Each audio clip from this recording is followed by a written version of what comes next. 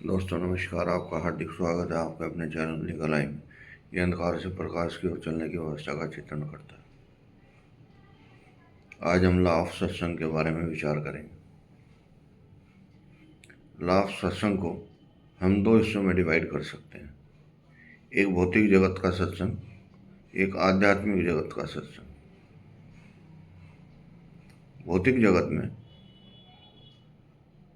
चुंबक के पास लोहा रखने से उसके गुण धर्म उसमें ट्रांसफर हो जाते हैं। बस शर्त इतनी है कि चुंबक की पावर लोहे से ज़्यादा होनी चाहिए और लोहे के ऊपर जंग नहीं होना चाहिए। दूसरा, किचन में हींग रखा है, माता बहनों को ही पता होता है, लेकिन अगर उसका छोंक लगाया जाता है तो पूरे परिवार को पता लग जाता है। ये मॉलिक्यूलर ट्रांसमिशन है, ये दूसरे संदर्भ में। लेकिन आध्यात्मिक में भी इसका संपर्क है। जिन विद्वानों ने तपस्या की है उनके पास जाकर बैठने से उनके कुछ गुण धर्म ट्रांसफर हो जाते हैं। सत्संग का मतलब है एक से ज़्यादा आदमी का बैठना, सत्य के संग बैठना। जैसे एक मोबाइल का डाटा दूसरे मोबाइल में ट्रांसफ़र करने में शेयरर का काम करता है, लेकिन वो तभी होता है जब दोनों मोबाइल खुले हुए हों। आध्यात्मिक युग में इसी परिभाषा को पौराणिक काल से आजमाया जा रहा था, अब भी आजमाते हैं। जहाँ अच्छे विद्वान होते हैं वो सब लोग बैठते हैं एक साथ, शांत मन से सबको कहा जाता है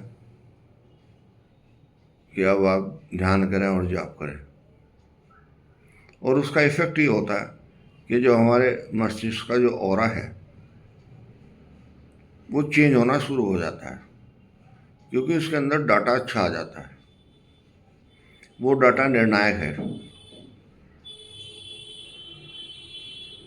और जो चीज़ निर्णायक है वो आपको गति देगी, और गति भी पॉजिटिव, आपकी एफिशिएंसी बढ़ाएगी। और सबसे ज़्यादा एफिशिएंसी तब आती है जब आपको ग्लोरी पैदा हो जाए, आनंद आ जाए। आज नए नए डिवाइस हम खरीदते हैं, उनकी परिभाषा जो है सूक्ष्म जगत से जुड़ी हुई है। कुछ अंतरिक्ष से जुड़े हुए हैं, कुछ दूसरी डिवाइस से जुड़े हुए हैं, लेकिन हम ये भूल गए हैं कि हम भी ईश्वर की अनंत सत्ता से जुड़े हुए हैं, और यही विचार हमें करना है। और कितना करना है, इसके लिए एक विचारणीय विषय है, लेकिन एक कदम तो आपको आगे बढ़ाना ही पड़ेगा। जैसे अंधेरे में आप एक तिल्ली जलाते हैं, उससे मोमबत्ती जलाते हैं, अंधेरा नहीं भागा, रोशनी आई है, उस रोशनी में आप अंधेरे को भगा रहे हैं, लेकिन आपकी कैपेसिटी नहीं है कि पूरा अंधेरा आप भगा दें। लेकिन जहाँ जहाँ तक मोमबत्ती की रोशनी जा रही है वहाँ वहाँ तक अंधेरा अपने आप स्थान छोड़ के जा रहा है। थोड़ा सा जाप करने से आपके मन के अंदर जो अच्छे बुरे विचार हैं वो नहीं जा रहे हैं, लेकिन एक रास्ता अलग दे रहे हैं हम। जैसे ही आप जाप करना शुरू करेंगे, थोड़ी सी देर भी हो, तब तक वो जो गलत विचार थे वो अपना स्थान छोड़ देंगे, और धीरे धीरे एक दिन उनको ऐसा होना पड़ेगा कि वो मस्तिष्क के स्तर से ही बाहर निकल जाएंगे। आप इतने सक्षम हो जाएंगे कि अपने मस्तिष्क को कंट्रोल दे सकेंगे कि आत्मा से प्रकाश लेके इस शरीर को चेतन करो। और शरीर को चेतन की आवश्यकता इसलिए है कि शरीर में तरह तरह की बीमारियां आ चुकी हैं।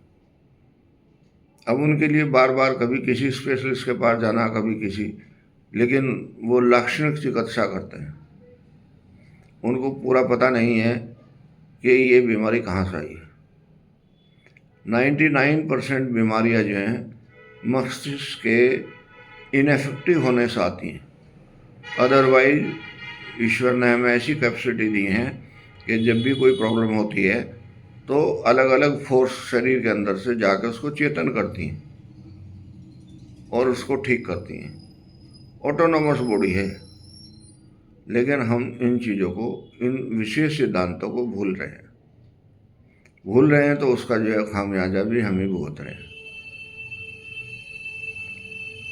जब जब हम सत्संग में जाएंगे तब तक हमारे मन की फ्रीक्वेंसी बदलती रहेगी और एफिशिएंसी बढ़ती रहेगी। इसी के लिए हमें साप्ताहिक सत्संग या डेली या जैसे भी व्यवस्था बने करना चाहिए, ताकि आपका अंदर का जो सर्किट है वो इम्प्रूव होता रहे।